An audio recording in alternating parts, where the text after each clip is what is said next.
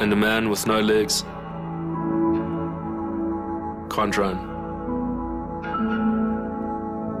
Anything else you want to tell me? And so every time something get hard, you quit, you call mama. I dare you to take a little pain. What's up, y'all? Welcome to our newest video where we're going to break down some of the biggest running stories they may have not even heard of.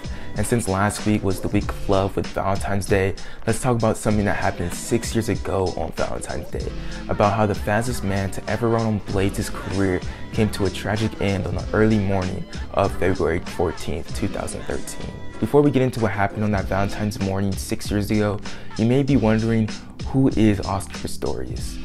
Now, if we're going to talk about Oscar Pistorius, we have to start back all the way at his birth. He was born in Johannesburg, South Africa on November 22nd, 1986 without fibulas in his right and left legs.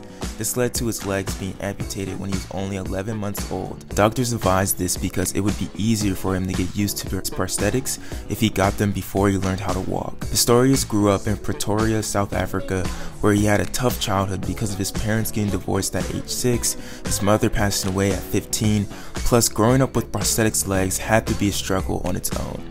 A lot of people may have not been strong enough to get through these struggles, but Pistorius was able to persevere from these adversities, and a lot of this came from his family pushing him to be in all kinds of sports growing up, like tennis, cricket, boxing, Olympic club wrestling, rugby, and even water polo. He was especially fond of rugby, but it would unfortunately lead to a tragic injury at 16 in 2003 when he shattered his knee, making him believe his sports career was over. That was not the truth at all though, as it was more like the beginning as it led to his running career.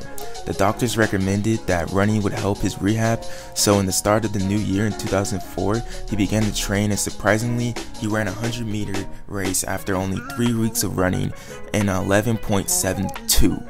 After that race, they looked to see how this time compared to other amputees, and they saw he ran faster than the world record of 12.20 at the time.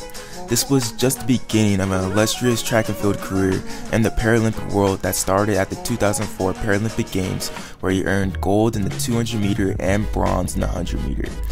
His dominant performance in the Paralympics made him the poster boy for the sport, and he became a huge advocate of the games, as he wanted to illustrate how he should be able to race against the able-bodied competitors.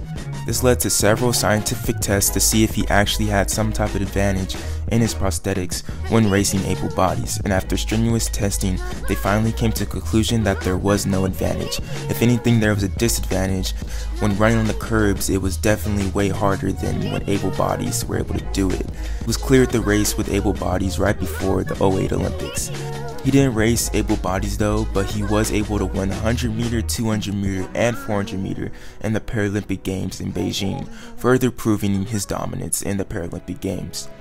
He would finally get his big break against the able-bodied competitors in 2011 when he ran a 45.07 in 2011 in the 400 meter to qualify for the World Championships in Daegu.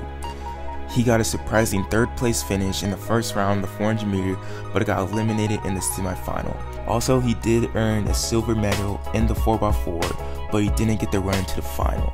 After this great accomplishment against able bodies, the next focus was on the 2012 Olympic Games in London, where he had the opportunity to race against able bodies on the biggest sports stage of them all. In London, unfortunately, he did get eliminated in the semifinal again of the 400 meter, but he had the opportunity to run the 4x4 unlike Daegu in the final, but he did not walk away with the medal like last time.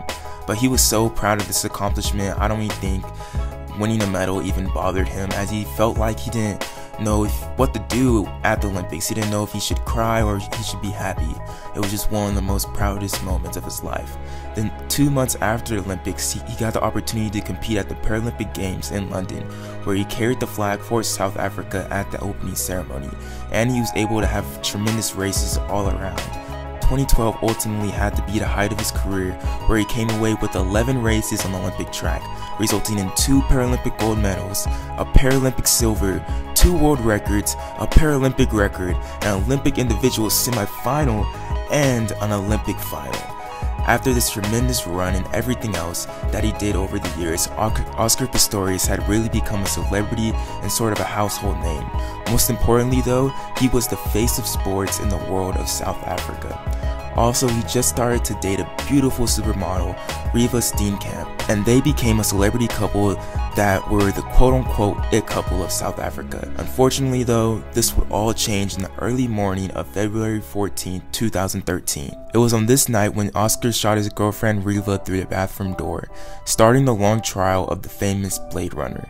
Now at this point in the story, it gets sort of foggy as there is not a clear story what happened on that particular early morning, but I am going to do my best to give you a good idea of the case and everything that went down. For starters, the one thing that can't be twisted from the entire case is the fact that Oscar Pistorius did indeed kill his girlfriend on Valentine's Day. Oscar even admitted this and pleaded guilty in the court, even though he was crying and could barely even say it as he was standing there on trial. She wasn't breathing. I think we're taking a judgment. Court will judge. Now the question has just become, why did he do it? On the terms if it was premeditated murder or was it all just a big misunderstanding? First, let's talk about Pistorius' side of the story. He said that it was the early morning around 3 a.m. and he just came off the balcony to bring in a stationary fan. When he came into the house, he heard something coming from the bathroom and thought it was an intruder. So he walked over to his side of the bed without his prosthetics on his stumps to get his gun because he thought the intruder came in through the window. He then headed over to the toilet door with the gun and put 3 shots through the door, and after that, he started to think about where Reeva was. He said that he began to scream her name to see where she was at, but he heard nothing. When he got the gun, he thought that she was sleeping next to him the entire time, but when he went back to the bed, he realized that she wasn't there at all. So he broke down the door with a cricket bat and realized that he shot her through the door. So he dragged her out of the bathroom and carried her down the stairs while he called the police, crying all over her. Now that was Oscar's side of the story. Now it's time for the prosecutor's side of the story. They believe that there was some type of fight the night before that made Reeva go into the bathroom to hide. Then out of frustration, Oscar went over under his bed and grabbed his gun to shoot her through the toilet door. They have witnesses saying that they heard screaming and arguing before loud bangs or gunshots that went off. Also, there are mixed claims of the couple being in love and also being in an unstable relationship where Oscar sort of controlled her in a way and he would have outbursts of rage. There were even reports of testosterone and steroid syringes found in the house, giving people the idea that this could have all been part of some type of roid rage. The trial lasted for up to 6 months, and during that time, Pistorius truly looked like an emotional wreck. The entire time, he continued to say that he didn't mean to kill Reeva, and that he still loved her. At the end of the trial, the judge came down with the ruling of 5 years in prison for murder. After only a year in prison, Pistorius was actually released and was told to spend the next 5 years under house arrest, but this changed in 2017 when the South African government appealed the 5-year sentence and changed it to 15 years. They did this because they felt that the first ruling was just way too lenient. This is the final result of the trial for now. I didn't get into all the details of the case or the trial, like why the cricket bat was covered in blood, or why were there 2 phones found by the toilet door, or how Pistorius had to walk around the courtroom with his stumps, or was Pistorius lying about how he had to walk on his stumps to get the gun and stuff like that. I'll leave y'all to dig deeper on these convoluted details and just this whole entire just messed up case. But this story will definitely live on forever as just one of the biggest falls from stardom. And there's actually several documentaries. There's a Lifetime movie that came out not too long ago. So if you guys want to search up about that, about Oscar Pistorius, go ahead, be my guest. It's definitely a good read and a good watch to go look into that. But yeah, it's definitely just sad to see someone like the Blade Runner, Oscar Pistorius, to go from running on the Olympic track to behind bars. And so that will end this episode. I hope you guys enjoyed it. Make sure you guys like, comment, subscribe, I don't know, do all that YouTube stuff that YouTubers say. And yeah, I'll see you guys next time. Hope you guys enjoyed it. Deuces. I dare you to take a little pain. We're not just here to take part, we're here to take over. Tell him. Ah, you're right. This sucks. It's even worse than when I was roommates with Oscar Pistorius. Somebody's in here. Somebody's in here.